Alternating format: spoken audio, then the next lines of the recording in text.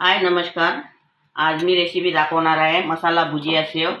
तसे मी भुजिया शेवची रेसिपी पहिले टाकलेली आहे, पण ही वेगळ्या पद्धतीची आहे। त्या अगोदर माझ्या चॅनलवर तुम्ही नवीन असाल व्हिडिओला लाईक करा, शेअर करा आणि चॅनलला सबस्क्राईब करा। हे वेगळ्या पद्धतीचे भुजिया शेव आहे, बघा हे ध्यान देऊन। हे पोहे आहे, जाड पोहे मी बारीक करून घेतलेले आहे। हे 1 ते 1.5 पाव आहे, हे बारीक करून घेतलेले आहे। पोह्याचं पीठ केलेलं आहे हे। आणि हे तांदूळ आहे, 1 वाटी तांदूळ हे बारीक करून घेतलेलं आहे, हे पण यामध्ये टाकायचं आहे। आणि हे बेसन आहे, 1 कटोरीवर बेसन घेतलेलं आहे, हे पण यामध्ये टाकायचं आहे। आणि हे आलू आहे, 3 आलू मी वाफवून घेतलेले होते, हे आलू आहे, हे पण यामध्ये टाकायचे आहे।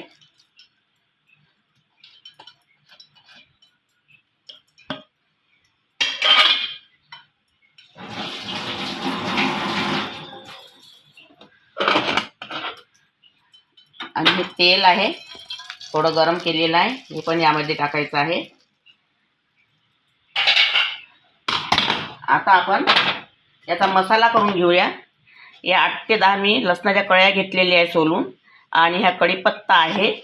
आता यामध्ये मी मसाले टाकणार आहे। 1 चमच लाल मिरची पावडर आहे, 1 ते 1.5 चमच।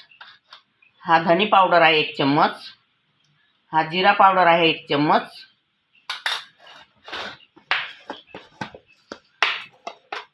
आणि स्वादानुसार मीठ टाकलेलं आहे, स्वादानुसार। आणि हा मीठा सोडा आहे, अर्धा चम्मच।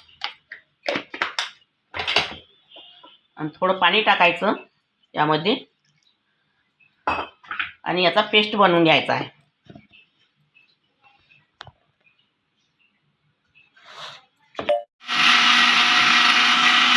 आता हे आपलं मसाल्याचं पाणी तयार झालेलं आहे, यामध्ये टाकायचं आहे। याचा गोळा करून घ्यायचा आहे भिजवून। आणि हा ओवा आहे, हा ओवा टाकायचा आहे।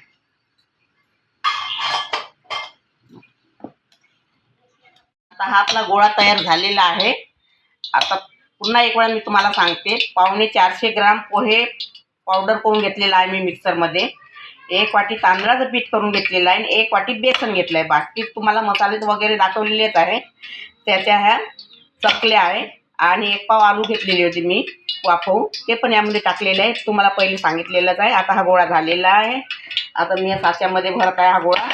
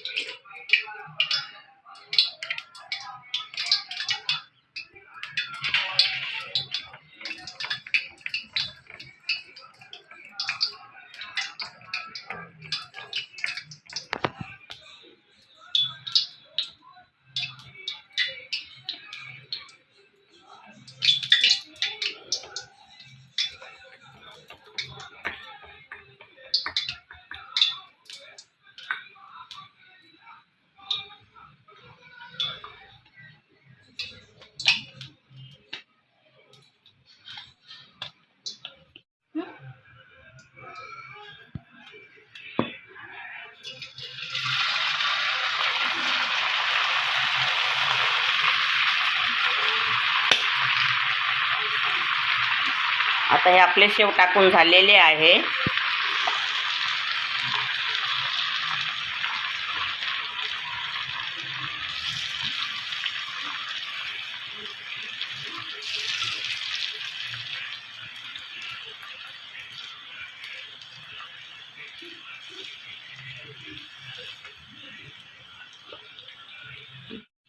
आता हे आपले भुजिया शेव तळून झालेले आहे।